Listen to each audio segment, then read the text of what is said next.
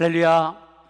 우리 주일 예배에 오신 여러분들에게 하나님의 크신 은혜와 은총이 가득 차고 넘치는 우리 주일이 되기를 간절히 바랍니다. 중요한 광고 몇 가지 전해드리도록 하겠습니다. 우리 사진 촬영이 이제 3주만 이제 하도록 되어 있습니다. 그동안 오랫동안 몇 달 동안을 우리 팀들이 고생을 많이 하셨는데요. 3주간 동안만 하고 이제는 마감을 한다고 합니다. 그래서 오늘 보니까 다들 잘 차려입고 오셨어요. 이보다 더 좋을 수 없으니까요. 이보다 상태가 더 좋은 날을 기대하지 마시고 오늘 꼭 저기 우리 제2선교관의 1층에 마련되어 어딘지 잘 모르시는 분 혹시 있을지 모르겠는데요. 저희 본당 말고 주차장 건너서 저 옆에 있는 하얀 건물, 저희는 백악관이라고 부르는 제2선교관의 1층에 가시면 우리가 세팅을 다 해놨습니다. 꼭 가셔서 촬영하시길 바라고 3부 예배 마치고 오신 분들 위해서도 조금 더 2시까지 시간을 연장해서 촬영하니까요. 오늘 꼭 신청하시고 꼭 촬영을 하시기를 부탁드립니다. 안 그러면 저희가 여러분을 놓고 기도할 때 빠질 수가 있어요. 여러분 꼭 기도를 저희들이 열심히 할 수 있도록 사진 촬영에 꼭 임해 주시기를 바라겠고요.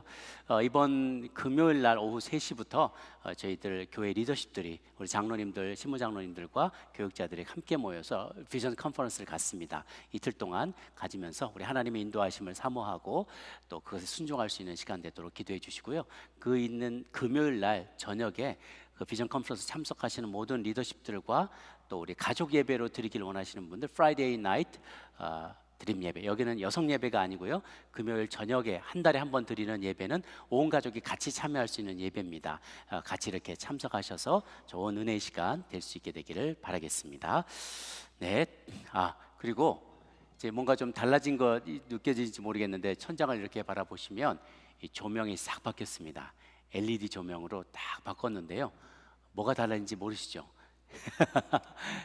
나중에 되면 아실 겁니다. 저희가 이제 무대 조명도 다 설치했기 때문에 여기서 우리가 연극 같은 것도 하고 순서들 할 때 저기서 색깔이 다 나오고, 혹시 지금 샘플로 한번 조금 안 되시나요? 예, 할렐루야.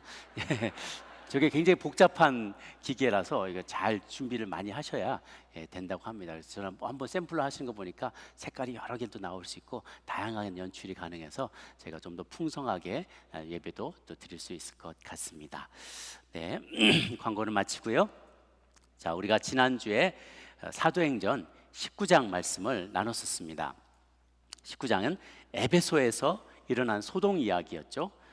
바울과 함께했던 일행들이 에베소에서 말씀을 전하고 특히 그 두란노 서원에서도 말씀을 오랫동안 전했었다 그랬어요. 그러다 보니까 그곳에 말씀이 쫙 충만하게 퍼져나가서 많은 이들이 예수님을 믿게 되니까 장사가 안 되는 사람이 있었어요.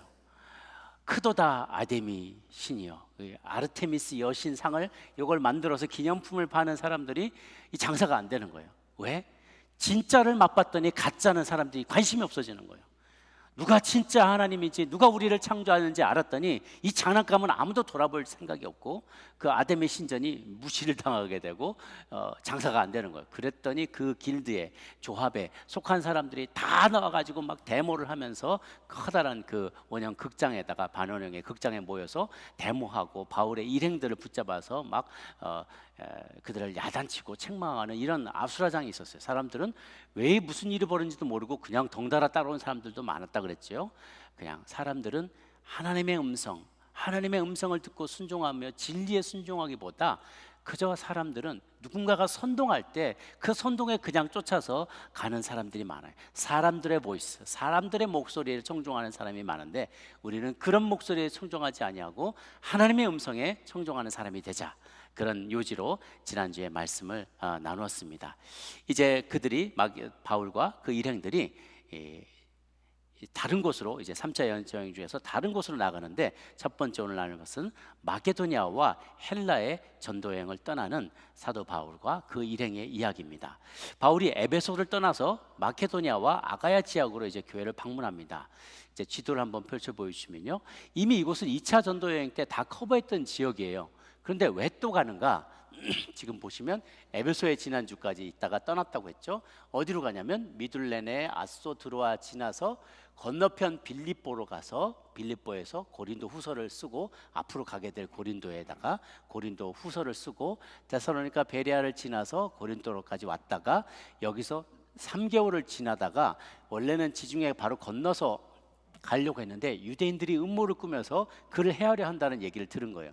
그래서 거기 있으면서 로마서를 3개월 동안 데살로니가 전후서, 그다음에 갈라디아서까지 쓰고 다시 되돌아서 베레아와 데살로니가 빌립보까지 갔다가 두로아로 건너와서 아소 미둘레를 간 다음에 에베소로 가지 않고 밀레도로 갔다가 바다라, 두로, 가이사랴, 예루살렘으로 내려오게 돼요.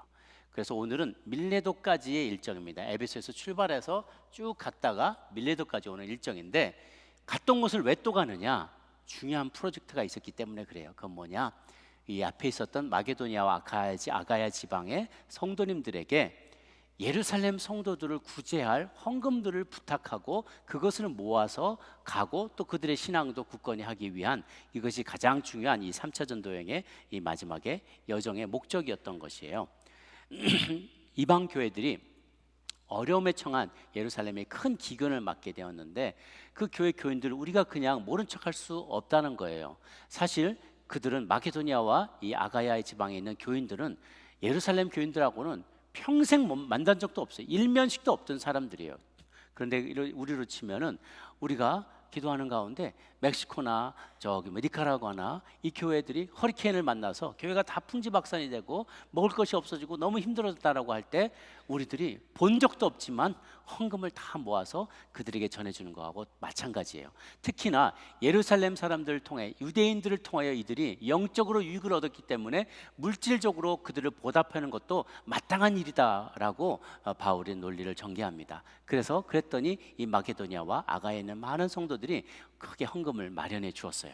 그래서 그것을 그들을 다 이제 모아가지고 아시아로 떠나려고 할 때, 오늘 본문에는 나오지 않지만 시간상 읽질 않아서 20장 1절부터 12절 사이에 있는 이야기인데, 거기 보니까 석 달 동안에 함께 있다가 시리아로 이제 가고자 할 때 유대인이 헤아려는 것을 듣고 가는데, 4절을 보니까 아시아까지 함께 가는 자는 베레아 사람 브로의 아들 소바더와, 이름이 또 나요. 소바더, 아리스타고, 가이오, 디모데, 두기고, 드로비모, 바울까지 총 7명으로 일행이 이제 더 늘어나게 됩니다. 뭐 누가도 여기 있겠지만 또 다른 사람도 있습니다.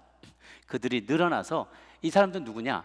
헌금을 모아준 교회들의 대표로 알려져 있어요. 그래서 그들이 다 함께 가면서 이제 두로아로 건너가게 됩니다. 이때 우리가 보게 되는 누가의 큰 그림이 있어요. 이게 사실 사도행전은 누가복음 볼륨 2잖아요. 누가복음의 앞에 스토리라면 볼륨 2는 데오빌로 각하에게, 그러면서 그에게 앞부분은 누가복음은 어떻게 하면 예수 그리스도의 행적에 대해서 자세히 소개하는 거라면, 사도행전은 제자들의 행적에 대해서 소개를 하는 거예요. 그런데 누가가 의도적이었는지 의도적이지 아니었는지 그 구조상으로 봤을 때 동일한 구조를 갖고 있습니다. 앞부분의 복음서 누가복음은 예수 그리스도께서 죽음의 행진을 하는 거예요. 결국은 예루살렘에 도착해서 십자가의 죽으심을 막기 위하여 죽음의 행진을 예루살렘까지 해가고 가는 과정이에요. 그 과정에서 예수님은 3번이나 내가 죽게 될 것을, 거기서 죽고 부활할 것에 대해서 예고하십니다. 그런데 사도 바울도 이제 점점 예루살렘으로 돌아가는 그 여정을 계속 얘기하면서 주변의 많은 이들이 경고하는 이야기들을 듣게 돼요. 그럼에도 불구하고 그는 계속해서 예루살렘을 향한 여정을 멈추지 않습니다. 두 분 다, 예수님이나 바울 모두 다 많은 유대인들의 핍박과 비난을 받게 돼요. 환난이 예비된 것을 알면서도 필요하다면 나는 죽음도 불사하고 그곳으로 가겠노라라는 그러한 다짐을 밝히 보여줍니다. 이제 두 번째로 이 본문이 지나서 20장 7절에서 12절까지는 드로아의 기적 이야기가 나오게 됩니다. 7절을 보면, 그 주간의 첫날에 우리가 떡을 때려 하여 모였더니 바울이 이튿날 떠나고자 하여 그들에게 강론할세라고 했어요. 이게 중요한 개념 하나가 나오는데, 그 주간의 첫날에 우리가 떡을 떼기 위해서 모였다라는 거예요. 그 주간의 첫날이란 안식 후 첫날을 말하거든요. 우리가 캘린더에 볼 때 제일 앞에 나와 있는 날이 첫날이잖아요. 첫날, 둘째 날 쭉 가다가 토요일이 마지막이죠. 그래서 우리가 그동안에는 구약에서는 안식이라고 하면 사람들이 토요일을 생각을 합니다. 엄밀하게 말하면 사실은 금요일 저녁부터가 안식일이죠. 토요일 날 해질 때까지. 그래서 그런데 신약의 시대에 이르러서 많은 어떤 이들은 우리가 왜 안식일 날 예배드리지 않느냐라고 이야기하면서 굳이 그날을 주장을 하고 고집을 해요. 그런데 언제부터 우리가 안식 후 첫날을 모임의 날로, 예배드리는 공식적인 예배드리는 날로 세우기 시작했는가? 성경에 이 본문이 최초로 그 증거 본문에 나오는 거예요. 그 주간의 첫날에, 즉 안식 후 첫날을 우리가 더 중요한 날로 여기면서 교회가 모이기 시작했는데요. 그 이유는 주님께서 부활하신 날이 바로 안식 후 첫날이기 때문에 그래요. 주님께서 돌아가시면서 제자들과 떡을 떼고 잔을 나누시면서 너희가 이것을 계속해서 기념하라고 하셨어요. 내가 이렇게 너희들 위해서 내 몸이 찢기고 내 피가 쏟으면서 죽는 것은 다시 죽음이 끝이 아니라 부활하여서 너희 모두를 위하여 죽고 부활하는 것이기 때문에 너희들은 이것을 영원토록 계속해서 셀레브레이트 하라라고 명령을 주셨어요. 그 셀레브레이트 하기 위해 가장 좋은 날이 죽음 날이 아니라 죽은 이후에 부활하신 날이에요. 그죠? 그래서 그 부활하신 것을 우리가 기억하고 기념하기 위해서 Lord's Day, 주님의 날로 지킨 거예요. 주의 날로 지켰는데요. 그 날이 또 그리고 오순절에 성령님이 임함으로 교회가 처음 탄생한 날이에요. 성령이 임하였기 때문에 교회가 탄생했죠. 오순절 날은 어떤 날인가? 6월절 날은 금요일 안식일의 6월절에 해당돼요. 그런데 77은 49, 6월절에서부터 7번 77은 49에다가 하루 더한 날이 50일째 오순, 순이 10일이라고 했죠. 오순이니까 50일째 되는 날이 우리가 오순절로 지키는데, 그렇기 때문에 안식일 다음 날에 해당되는 게 또 오순절 날입니다. 그 날이 주일이었어요. 그러니까 부활하신 주님을 우리가 셀레브레이트하고 떡을 떼며 성찬을 기념할 수 있는 그날이 주일이었고 썬데이였고 첫날이었고 안식 후 첫날이었고, 성령님이 임하신 오순절 날이 또한 그 안식 후 첫날이었어요. 그렇기 때문에 이 날을 우리가 예배하며 지키는 거죠. 어떤 이들은 썬데이는 선과 태양신을 섬기는 날 아니냐? 아니, 우리가 안식일로 우리가 그날을 주님께서 부활하신 날로 기념했는데 그날이 썬데이인 거지, 우리가 썬데이기 때문에 태양신을 섬기기 위해서 주일날로 섬기는 건 아니잖아요. 그러면 안식교일은 뭐 태양신을 섬기는 날이야? 세러데이는 태양신 날인데 그건 아니잖아요. 그렇죠? 그렇기 때문에 하는 것이 아니라 그날의 주님의 부활하심을 기념하기 위해서 우리는 안식 후 첫날을 Lord's Day로 모였던 것이죠. Lord's Day에 모여서 했는 일 중에 중요한 것이 말씀을 가르치는 것과 사도행전 4장에도 나오는데요. 말씀을 사도들의 가르치며 떡을 떼며 교제하는 것이 또한 중요한 두 가지 행사 중에 하나였어요. 그래서 말씀을 가르치는 것이 어떻게 보면 예배의 앞부분에 해당된다면, 뒷부분에는 성찬과 애찬이 있었어요. 두 가지는 엄밀하게 말하면 다르는데, 애찬은 Love Feast, 성찬은 Lord Supper, 우리 주의 만찬, 주의 성찬을 나누는 그 시간이 앞부분에 있었고, 애찬하는 것은 떡을 먹을 거를 막 풍성하게 나누는 거예요. 앞부분에 주님을 기념하는 기념의 의식을 떡과 포도주 잔을 나누면서 기념 의식을 했고, 뒷부분에 애찬식에는 각자 가져온 파틀락, 각자 가져온 음식을 쫙 펼쳐놓고 서로가 정말 식구가 되는 것을 경험하는 거예요. 먹고 마시면서 서로가 그 시간을 아주 풍성하게 지키는 것이죠. 그래서 이 교제는 곁다리로 있는 것이 아니에요. 여러분, 친교의 시간은 곁다리 시간이 아닙니다. 예배만큼이나 초대교회가 너무나 중요하게 가졌던 그런 시간이에요. 그렇기 때문에 여러분, 나는 하나님과 예수님만 잘 믿으면 돼. 굳이 귀찮게 다른 사람들하고 얽히고 이런 거 싫어. 나는 그냥 나 하나님만 잘 믿고 갈래, 그러고 예배만 딱 마치고 그냥 가는 것은요, 우리 교회 안에서 하나님께서 허락하신 귀한 예배의 제도 가운데 절반만 하고 가는 거나 똑같아요. 우리는 친교가 필요합니다. 친교는 옵션이 아니라 필수입니다. 그래서 주의 성찬도 우리가 한 달에 한 번 하지만 또 애찬에 해당되는 이 친교의 시간은 너무나 중요하고, 그래서 친교위원회가 하는 역할은 너무너무 중요해요. 여러분, 부엌사역, 식당사역 무시하지 마십시오. 너무너무나 소중한, 우리가 성찬을 집례하는 거나 다름없는 귀중한 시간인 것이죠. 이 초대교회 때는 제가 어제도 말씀드리고 또 금요일도 말씀을 드렸지만은, 초대교회는 도무스 에클레시아, 가정교회로 많이 모였어요. 처음에 예루살렘에 3,000명씩 5,000명씩 모일 때는 그만큼 호스팅할 만한 장소가 없었기 때문에 예루살렘에서는 주로 예루살렘 성전에 동쪽에 있는 이방인 애들 거기에 솔로몬 스포츠라는 곳이 있어요. 그 행각, 솔로몬의 행각에 사람들이 모일 수 있어요. 그러니까 2,000명, 3,000명 이렇게 큰 게 모일 수가 있었던 것이죠. 그런데 점점 복음이 퍼져나가면서 소아시아나 로마 제국으로 이탈리아, 로마로 이렇게 퍼져나갈 때는 교회가 핍박을 많이 받을수록 대부분은 다 가정교회, 도무스 에클레시아, 가정교회로 모였어요. 어느 정도 이렇게 넉넉한 집안의 사람들이 자기 집안을 오픈한 거예요. 그래서 이 성경에도 보면 대부분의 교회는 뭐 마가 요한의 어머니의 집, 루디아의 집, 아굴라와 브리스가의 집, 그 집에서 모이는 교회에 문안하라, 이런 이야기들이 계속 나옵니다. 누구누구의 집에 모이는 교회에 문안하라, 또 아키포의 집에 모이는 교회에 문안하라, 또 뭐 아글라와 브리스게와 그 집에 있는 교회가 주 안에서 너에게 간절히 문안하노니, 스테바나의 집에 모이는 교회에 문안하노니, 이러면서 다 어느 집에 교회, 누구누구 집에 교회에 문안하노니, 누구누구 집에 문안하면서 다 교회로 모였던 것을 알게 됩니다. 우리로 치면 동역 모임이나 지역 모임 정도의 사이즈에 해당되는 거예요. 곳곳에 모였을 때마다 말씀을 강론했고 말씀을 가르쳤고 이부 순서로 성찬과 애찬을 나눴던 거예요. 그런데요, 그때 모이는 사람들 중에는 그때 먹는 애찬으로 모여서 먹는 그 끼니가 하루에 제대로 먹는 한 끼인 사람들이 상당히 많았다는 거예요. 왜냐하면 부유한 사람은 이렇게 자기 집을 내어줬지만 가난한 사람, 거기 주로 많이 모이는 또 하층민들, 주로 초기 교회의 교인들은 하층민들이 굉장히 많았어요. 이 어려움을 극복할 수 있는 희망의 메시지가 교회에 있었기 때문에 차별받는 사람들, 이방인들, 헬라인, 유대인, 그리고 종들, 특히 여자들이 회당에는 들어가지 못했지만 이렇게 가정교회는 언제든지 들어와서 교제할 수 있었거든요. 종으로, 조금 전까지 종으로 일하던 사람이 주인하고 같이 밥상을 마주하면서 겸상하면서 형제님, 자매님이라고 부를 수 있는 게 초대교회였다는 거예요. 혁명적인 모임이었죠. 아주 혁신적인 모임이었어요. 그러니까 그곳에 왔을 때 사람들이 함께 애찬을 나누며 친교하고 이렇게 애찬을 나눴다는 아주 필수적인 모임들을 했다는 것이죠.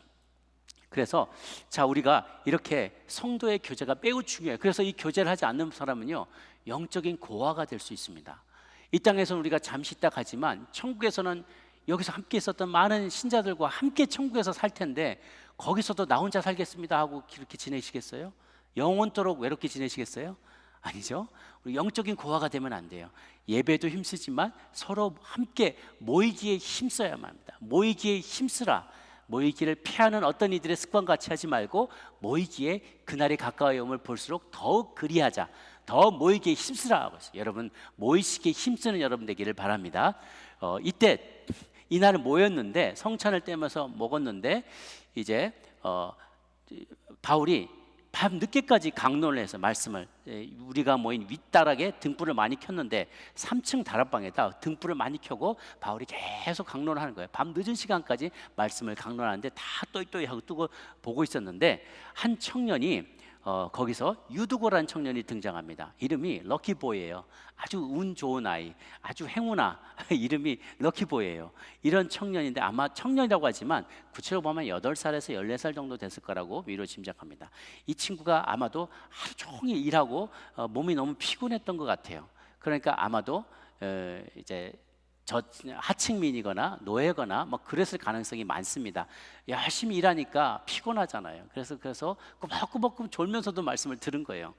저는 가끔씩 이렇게 예배 드리다 보면 전에 어떤 분이 계셨어요. 입을 벌리고 이렇게 주무시는 거예요. 그럼 옆에 있던 여자 집사님이 막 꼬집으면서 막 쿡쿡 찌르고 깜짝 놀라서 있다가 또 하고 막 목이 젖혀서 이렇게 주무시는 분이 계셨어요. 그런데 저는요, 그거 보면서 그래도 너무 귀하다. 저렇게 피곤한데 딴 데 가지 않으시고 그래도 주의 전에 와서 저렇게 주시니 하나님의 은혜가 얼마나 클까. 주께서 사랑하신 자에게 잠을 주신다고 했잖아요. 주님의 사랑이 그분 안에 가득 차고 넘치는 걸 저는 봐요. 때로는 우리가 새벽 예배에 우리 10대 자녀들도 막 데리고 와서 억지로 막 데려와서 우리 새벽에 안수받게 한다고 막 새벽 예배 백투스쿨에도 와요.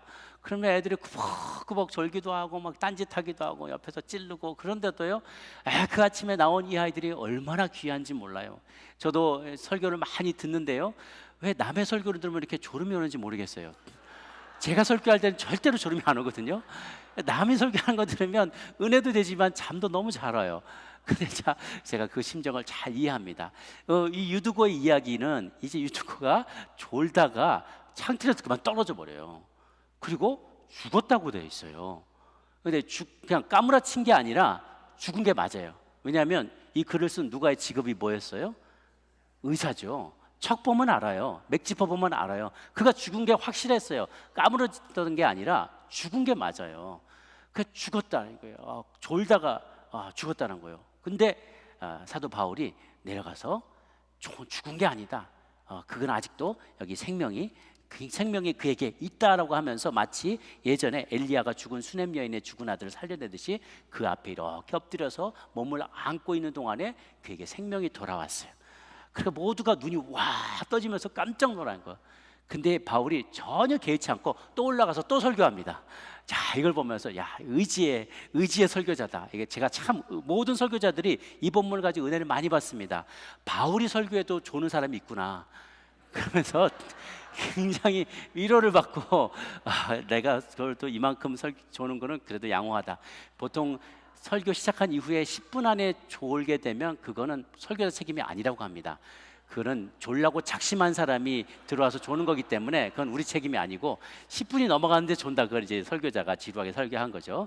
할렐루야. 아직까지는 다 깨어 있는 것 같습니다. 감사합니다. 어쨌든 정말 중요한 본문이 뭐냐면, 근데 왜 이 본문이 중요하냐면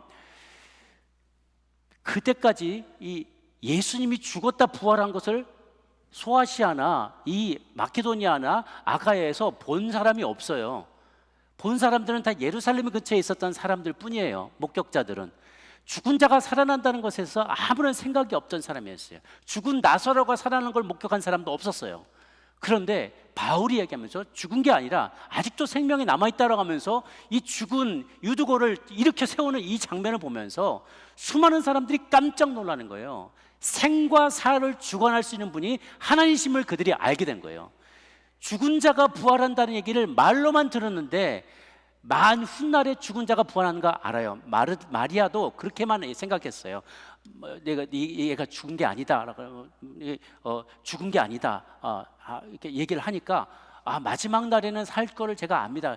그게 아니다. 나는 길이요 진리요 생명이다. 주님께서 얘기를 하십니다. 우리 요한복음에도 보면은요. 나는 부활이요 생명이니 나를 믿는 자는 죽어도 살겠고 무려 살아서 나를 믿는 자는 영원히 죽지 않을 것인데 내가 이것을 믿느냐 그랬더니 이제 마르다가 자기 죽은 나사로 자기 오빠가 살게 될 것을 믿습니다 라고 고백하는 장면이 나오죠. 그때 그것을 보지 못했던 사람들이 듣기만 했던 말로만 듣던 사람들이 정말 죽은 자가 살 수 있구나라는 것을 직접 목격한 사건이라는 거죠. 그러니까 주님 그렇다고 해서 주님이 모든 죽은 사람을 다 살릴 수는 없어요. 그것은 하나님의 어떠한 자연의 법칙을 어긋나는 것이죠. 우리는 너무나 안타깝고 그들이 살아오면 좋겠지만 하나님 모든 자를 살리지는 않았어요. 그러나 가끔 역사 속에서 이러한 중요한 순간순간마다 죽은 자를 일으켜 세움으로 말미암아 물론 그도 나중에 유두고도 나중에 죽었죠. 다시 죽었을 거예요. 그렇지만 생사열탈권이 사람에게 생기를 주신 자도 여호와시요 취하신 자도 여호와시기 때문에 마지막 날에는 반드시 부활시킬 수 있는 능력이 그분에게 있다는 사실, 우리 모두에게 부활의 소망이 있다는 사실을 죽은 유두고가 살려라는 사건을 통해서 모두가 목격된 것이죠. 여러분, 죽은 자가 살게 되는 것을 믿습니까? 여러분도 마지막 날에 죽지만 마지막 날에 주로 말미암아 모두가 부활하여서 천국에 이르게 될 것을 믿으십니까? 그 부활의 신앙을 여러분 다 가지시기를 바랍니다. 최근에 소천하신 분들 너무나 많이 계셔서 저희가 마음이 너무 아프지만 이 말씀으로 위로를 받으시기를 바랍니다. 이제 사도 바울은 이제 일행들과 함께 오순절 안에 예루살렘에 이르려고 일정을 서두르게 됩니다. 도로아의 기적에 이어서 세 번째 밀레도의 고별 여행입니다. 고별 선교입니다. 밀레도에서 고별 설교를 하는데요. 아까 지도에서 보신 것처럼 소아시아 끝에 해안을 따라서 오다가 에베소로 가야 될 틈에 에베소로 가지 않고 그 밑에 50마일쯤 떨어진 밀레도라는 곳으로 갑니다. 왜 그럴까? 저는 에베소에서 지난번에 소유 사태가 있었잖아요. 나올 때 소유 사태가 있었는데 또 가면서 또 남아있는 제자들이 또 해코지를 당하지 않을까 염려한 게 한 가지고, 또 하나는 너무 시간이 촉박해서 이 받은 헌금을 오순절날이 되기 전에 성도들에게 전해주고 싶었어요. 우리도 명절 되기 전에, 보통 회사에서도 명절 되기 전에 특별 보너스 같은 거 먼저 주잖아요. 왜? 명절날 식구들도 만나고 친척들도 만나고 애들 용돈도 주고 필요한 선물도 사고 이러려면 돈이 많이 들어요. 그러지 않아도 지금 기근으로 어려워하는데 예루살렘의 성도들에게 물질이 많이 필요한 거예요. 그 전에 빨리 가고 싶었어요. 그리고 오순절날이 되면 경양 각지에서, 전 세계에서 유대인들과 또 하나님을 경외하는 자들이 예배를 드리기 위해서 모여오기 때문에 모였을 때 큰 장이 서는 거나 다름없어요. 많은 사람들이 모이니까 그곳에 빨리 가서 설교하고 전도하려는 그런 마음의 거룩한 열정에 사로잡힌 거예요. 그래서 바울이 빨리 가려고 밀레도로 먼저 내려가서 에베소에서 장로님들을 불러옵니다. 그러면서 그가 하는 설교의 내용에 이런 내용이에요. 이건 교회 리더십들에게 주는 말씀인 것이죠. 19절의 말씀에, 18절 말씀에 보니까 18절에 오매, 장로들을 청하니 오매 그들에게 말하되 아시아에 들어온 첫날부터 지금까지 내가 항상 여러분 가운데서 어떻게 행하는지를 여러분도 아는 바다 그랬어요. 첫날 들어온 첫날부터 내가 어떻게 행했는지 여러분이 너무 잘 안다는 거예요. 실제로 이렇게 공적인 역할 가운데 사역을 하는 사람들은 어항 속에 있는 것과 똑같아요. 바깥에 있는 사람이 다 들여다보고 있어요. 아니, 나도 좀 사생활이 있어야지. 그렇지만 공적인 생활을 하는 사람들에게 사생활이 잘 보장되기가 쉽지가 않습니다. 어항 속에 들여다보는 것처럼요, 사실은 사적인 자리에서 말한 것들도 다 공개되고 다 알려지게 돼요. 딱 나눌 수 없어요. 최근에 뭐 핀란드 여총리가 뭐 광란에 파티를 했다고 막 신문에 막 나고 난리가 났어요. 공적인 자리에 있는 이들은 그 모든 생각과 말과 행동이 다 공개가 됩니다. 교회의 리더십도 마찬가지고요. 그런데 저희들만 그런 것이 아니라 여러분 모든 성도가 다 주님 앞에서 공적인 자리에 있는 것이나 다름없어요. 왜? 여러분들은 그리스도의 대사이기 때문에 그래요. 어느 곳에 가든지요, 여러분은 그리스도의 표식을 지니고 가게 됩니다. 사람들이 여러분을 볼 때 저 사람은 아무개 집사라는데, 어느 교회 장로, 권사라는데 왜 행동은 저렇게 하느냐, 사업할 때 이렇게 정직하지 않느냐, 왜 거짓말하느냐 라고 얘기할 수 있다는 거예요. 그러면 안 되겠죠. 우리가 대사인데, 한 나라의 대사는요, 그 사람의 행동 거지가 그 나라의 국격을 좌우합니다. 그 사람이 어떻게 매너 있게 행동하는지, 남을 배려하는지, 어떻게 의롭게 행동하는지, 이 모든 것들이 사람들에게 읽혀요. 그 모습이 너무나 멋있으면 다른 나라 사람도 그 나라의 일원이 되고 싶어 해요. 그 나라 국민이 되고 싶어 해요. 그게 바로 전도인 것이죠. 내가 그리스도의 대사로 어느 곳에 가든지 나는 공인이다라고 생각하고 행동하고 말하면 그 모습을 보고 부러워하는 사람들이 생겨나게 되고요, 그 소원의 소망의 이유에 대해서 물어오게 돼요. 그러면 바로 그게 전도가 일어나게 되는 것이죠. 9절부터 12절까지 한번 읽어보도록 하겠습니다. 함께 죄송합니다. 요한 3서 19장에 1장 9절에서 11절을 한번 읽습니다. 시작. 내가 두어 자를 교회에 썼으나 그들 중에 으뜸되기를 좋아하는 디오드레베가 우리를 맞아들이지 아니하니, 그러므로 내가 가면 그 행한 일을 잊지 아니하리라.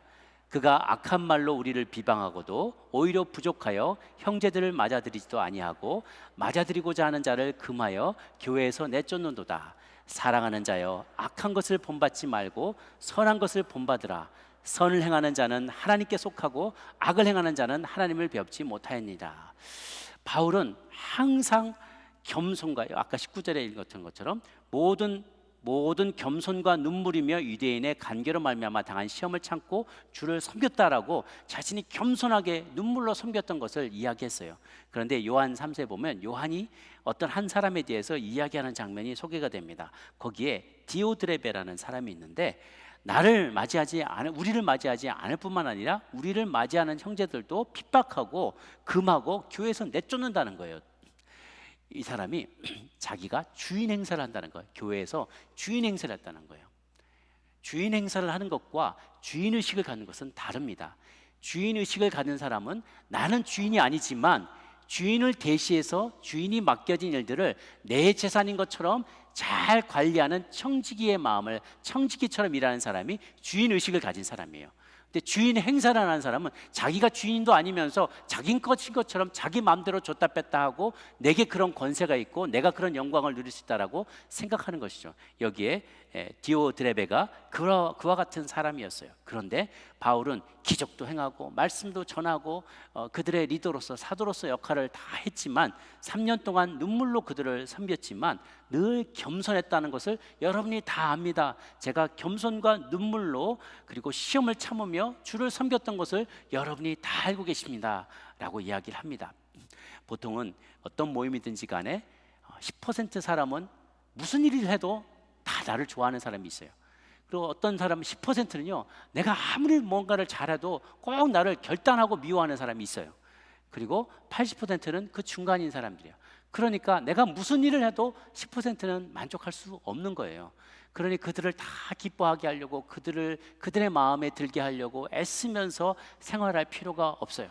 그저 겸손하게 때로 나를 핍박하는 사람이 있어도 나를 시험에 들게 하는 사람이 있어도 참으며 주를 섬기며 겸손함으로 눈물로 섬겨왔고 여러분도 그렇게 섬기기를 원합니다 라고 에베소서 리더들에게 장로님들에게 얘기하고 당부하는 것이죠.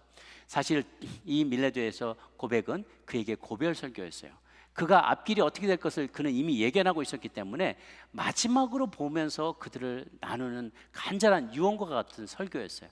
여러분 누군가를 마지막으로 만나야 된다고 하면 중요한 말들을 하지 않겠어요? 다시 보지 못할 거라는 것을 알기 때문에 가장 중요한 이야기를 마음을 담아서 하죠. 이 두 번째 그가 이 밀레도의 고별 설교에서 두 번째 요지는 성실하게 나는 증거했습니다 라는 것이죠. 20절 21절을 같이 한번 읽겠습니다. 20절 21절 시작.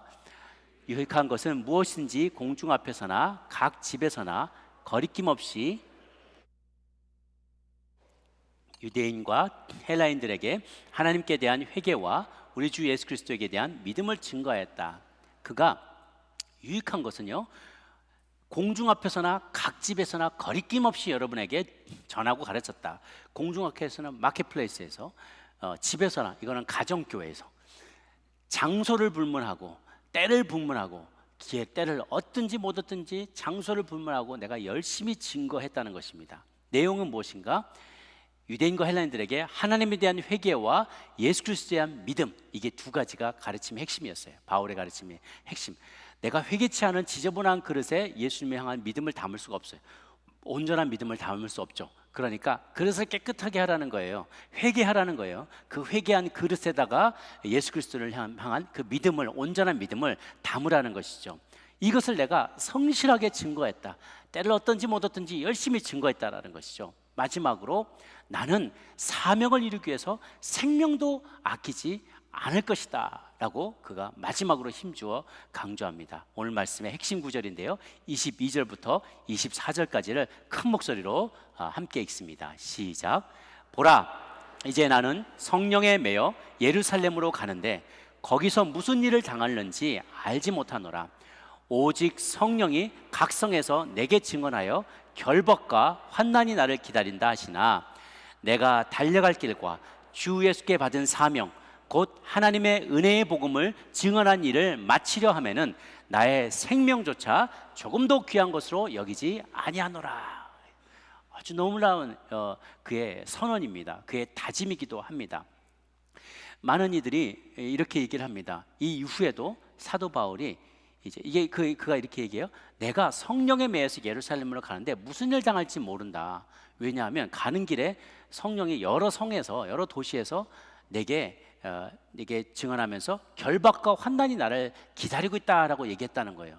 혹자는 그 이후에도 가이사랴 빌립보에서 여러 예언을 받고 이러는 과정 가운데 또 여러 성도들이 가지 마세요, 위험해요, 말리고 이걸 한단 말이에요. 바울이 불순종해서 가다가 괜히 가서 거기서 고난을 당하게 됐다라고 얘기하는데 그렇지 않습니다. 분명히 22절에 보면 바울이 이렇게 얘기해요. 나는 성령에 매여서 지금 예루살렘으로 간다는 거예요. 예루살렘으로 가게 한 게 지금 성령님이시라는 거죠. 거기서 무슨 일 당할지 내가 아직 못하지만 성령님은 경고해 주셨다는 거. 거기에 결박도 당하게 되고 환난도 당하게 될 것이다. 하나님은 성령님을 우리가 인도하실 때 때로는 피해야 하면 피할 길을 예비해줘요. 사도 바울은 돌 맞아 죽을 뻔도 하고 물 끌려가기도 하고 감옥에 갇히기도 했지만 그때마다 피할 길을 주셨어요. 감옥에서 착구가 풀려지기도 하고 다 풀려 나오게 했단 말이에요. 그러나 하나님이 항상 그런 것이 아니라 당신의 뜻과 계획대로 섭리하세요. 고난이 있을 때 고난이 있을 것이다. 그러나 너가 마음으로 준비하라라고 경고하며 예고하면서 앞으로 되어질 일들을 예고하세요. 크리스찬의 삶에 모두 다 좋은 일만 있는 것은 아닙니다. 이해되지 않는 고난과 환난도 분명히 예정되어 있어요. 그 모든 것이 다 성령의 인도하신 가운데 있다는 것이죠. 빌립보서에 보면 바울이 그렇게 고백합니다. 내게 일어나는 모든 일들은 복음의 진보를 위해 필요한 것이었다. 복음의 진보를 위해서 그가 필요하다는 거예요. 어떻게? 자기가 처음에 로마도 보아야 하리라 그랬는데 자기가 생각했던 그 방식대로 간 게 아닌 거예요. 하나님은 이제 붙잡혀서 가게끔 만들어 놓으시고 그렇게 섭리하셨다는 것이죠. 예루살렘을 반드시 가야겠다라는 이것이 그의 성령님의 인도하심을 따라 이제 가게 되는 거예요. 사도행전은요, 성령님이라는 말씀이 단어가 42번 나옵니다. 그래서 목자는 이것은 Acts of Disciples, 사도들의 Acts of Apostles, 사도들의 행전이 아니라 Acts of Holy Spirit, 성령의 행전이라, 성령 행전이라고도 부릅니다.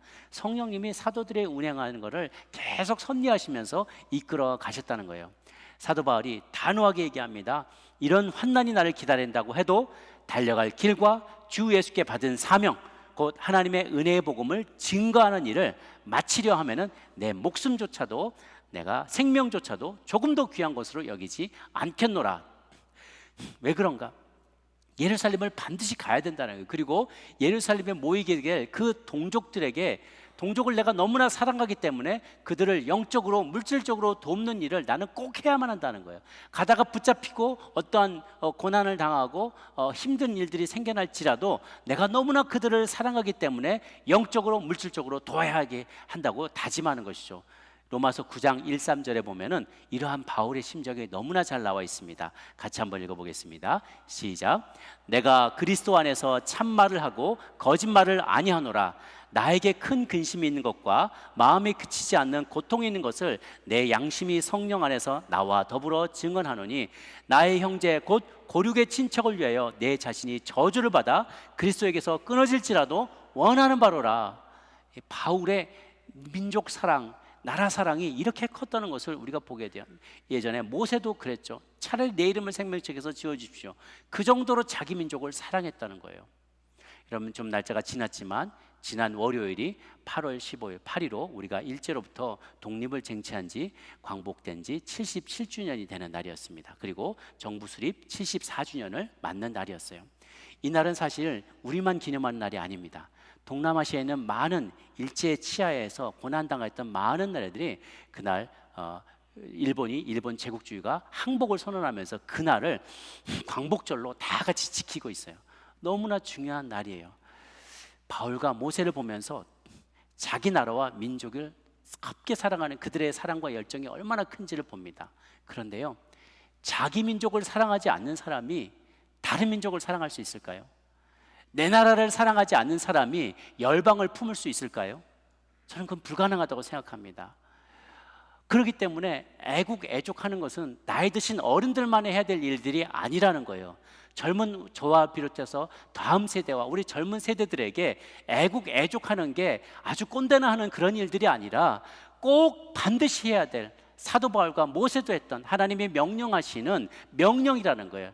너의 민족을 사랑해라, 너의 나라를 사랑하라는 것입니다.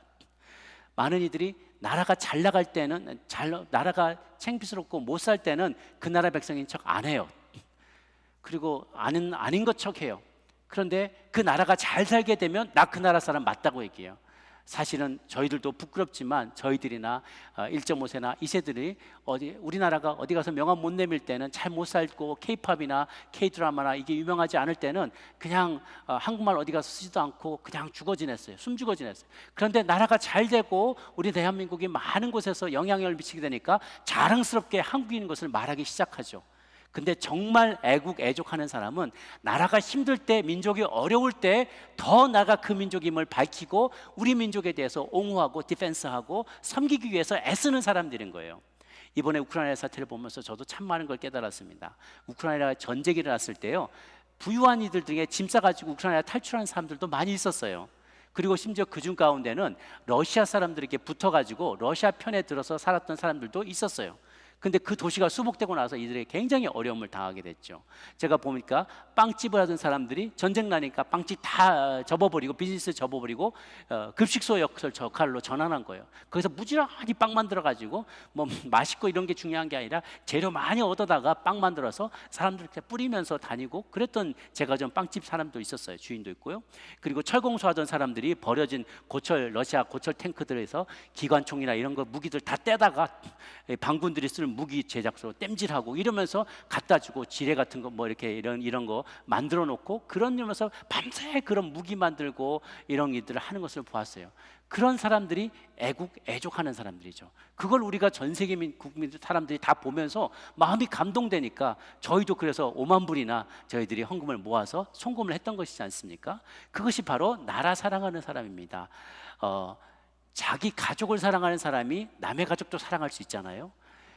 내 교회를 사랑하는 사람이 다른 교회도 사랑할 수 있어요. 내 나라와 내 민족을 사랑하는 사람이어야만 열방을 품고 사랑할 수가 있는 것이죠. 제가 이것을 깨닫게 된 계기가 저는 정말 그런 제가 앞에서 말했던 부끄러운 다음 세대였어요. 젊은 세대였어요. 저는 미국에서 공부하고 싶습니다. 제 아버님이 군인이셨는데 하도 어렸을 때 또 많이 이렇게 맞고 규모 있게 잘 맞았어요. 막 이렇게만 한 게 아니라 돈대 그러면 딱딱 맞고 자랐어요. 제가 그런데 자라면서 대학에서 공부할 때 선배들이 막 서클에서 가르치면서 군인들이 정치를 해서 나라가 이 모양일 거라고 막 그러는데 군인들이 잘못한 것도 있지만 또 잘한 것도 있어요. 그분들도 책임지고 나라를 어떻게 세워보겠다고 나라 사랑하는 마음으로 일어섰던 거예요. 그들이 없었더라면 우리 남한은 공산화됐겠죠. 그러니까 그들이 잘한 부분도 있는데 자꾸만 잘못한 것만 얘기하면서 제 마음속에 군인들에 대한 증오감이 많이 생겼어요. 제 아버님이 군인 장교셨는데 아버지 보면 계속 그 배운 게 생각이 나는 거야. 나는 한국이 싫다고, 유교 문화도 싫다고, 그래서 자유로운 미국으로 가겠다고. 나는 그런 이런저런 걸 안 봐도 되는 미국 가서 공부하고 싶어요. 하나님, 저 미국에서 신학하고 싶어요. 열심히 기도했어요. 그런데요, 하나님이 제가 전에도 말씀드렸지만 예언의 은사가 있는 자매를 통해서 딱 찍어주는데, 기도 제목에 대해서 찍어주는데, 너는 네 민족을 사랑하는 법을 배워라. 딱 말씀을 주시는 거예요. 제가 그래서 그냥 무릎 꿇고 회개했어요. 주님 잘못했습니다. 그래서 제가 여기서 신학을 하지 않고 한국에서 신학을 하고 나중에 하나님이 또 길을 열어주시면서 이제 교환학생도 오게 되면서 미국에서 신학을 또 공부할 기회가 생겼던 거예요. 내 민족을 사랑하는 법을 배우기를 주님은 원하세요. 하나님은 내 민족을 사랑하는 이가 타민족도 사랑하는 것을 아십니다. D.L. 무디가 설교할 때요, 사람들에게 그 자기 동족들과 옆에 있는 수많은 사람들을 설교하는 대상들을 너무나 사랑했기 때문에요, 그가 지옥에 대해서 설교할 때는 항상 눈물을 흘리면서 설교를 했대요. 왜냐하면 이 사람들이 그대로 가면은 예수님 안 믿고 죽으면 다 지옥 간다는 걸 아니까 노방에서 설교할 때나 다른 전도 설교를 할 때마다 너무 가슴이 아프고 그게 너무 안타까운 거예요. 그러니까 눈물을 흘리면서 기도를 했다는 것이죠. 우리 설교를 했다는 거예요. 우리 모두에게 이러한 마음들이 있어야만 합니다. 사명을 다하는 사람, 바울에게 주어진 사명은 내 민족을 사랑할 뿐만 아니라 온 열방까지 나가 복음을 증거하는, 땅끝까지 증거하는 그런 사명자의 삶으로 그는 부름받았어요. 그러니까 사명을 감당하는 사람은 내 인생에 대한 컨트롤을 내려놓는 사람임을 보게 됩니다. 어제 아브라함 선교사님이 귀한 말씀을 주셨죠. 모든 믿는 자들은요, 반드시 좋은 대학을 나오고 좋은 부인을 만나야 된대요. 어디 계실 텐데 우리 선교사님, 좋은 대학을 나오고 좋은 부인을 만나야 된대요. 그 좋은 대학이 뭐냐? 멸시천대. 그 부인은 자기 부인. 멸시천대를 졸업하고 자기 부인을 만나야 정말 귀한 하나님께 맡겨드린 삶을 사는 사람이 된다. 사명자가 될 수 있다는 것입니다. 무엇이 중요합니까? 여러분의 인생에 무엇이 중요합니까? 바로 하나님께 받은 사명이죠. 우리 모두는 사명자로 부름받았어요. 꼭 선교사나 목사님을 해야만 사명자가 되는 것은 아니에요. 성경에 속에 있는 영혼들만이 사명자가 아닙니다. 여러분 가운데 문화 예술인들이 있습니까? 최선을 다해서 주어진 그 퍼포먼스와 재능을 통해서 퍼포먼스로 관객들에게 감동을 선사하는 것이죠. 여러분들에게 금융업에 종사하는 분이 있습니까? 사람들로 하여금 클라이언트들이 재정을 건강하게 저축하고 축적하고 그것을 건강하게 잘 활용할 수 있도록 돕는 일을 하는 것이죠. 여러분 중에 엔지니어는 최고의 기술로 고객들에 봉사하는 거예요. 요식업이나 호텔업이나 서비스업에 종사하는 분들은 찾아오는 고객들에게 휴식과 쉼과 안식을 제공하면서 힘을 얻고 잘 살 수 있도록 돕는 거죠. 언론인들이 계십니까? 정론직필, 그런 바른 소식을, 다른 뉴스를 전달하며 여론을 형성하고 세상에 정의롭게 이루어질 수 있도록. 여러분 가운데 변호사와 판사나 법조계에 계신 분들은 공의가 강물과 같이 하수와 같이 흘러갈 수 있도록 하는, 그것을 지키는 사람이죠. 과학자가 있습니까? 인류를 이롭게 하고 자연 만물을 잘 다스리고 보존할 수 있는 기술을 발견하고 발명하는 것이죠. 여러분 가운데 운동선수나 코치나 사범들이 계십니까? 여러분이 상대하고 가르치는 그 사람들이 육신이 건강해질 수 있도록, 건강한 영과 혼과 육을 가질 수 있도록 돕고 격려하는, 그것이 여러분의 사명이 될 것입니다. 여러분들에게 풀타임 가정주부가 있습니까? 여러분의 가정을 천국으로 바꾸는 것이 여러분의 사명일 수 있습니다. 여러분 모두가 사명을 감당하실 때 바울과 같이 내 사명을 완수하기 위해서는 나의 생명조차도 조금 더 아끼지 아니하겠노라, 이러한 각오로 맡겨주신 사명을 온전히 감당하는 저와 여러분 모두가 되시기를 주님의 이름으로 축복합니다.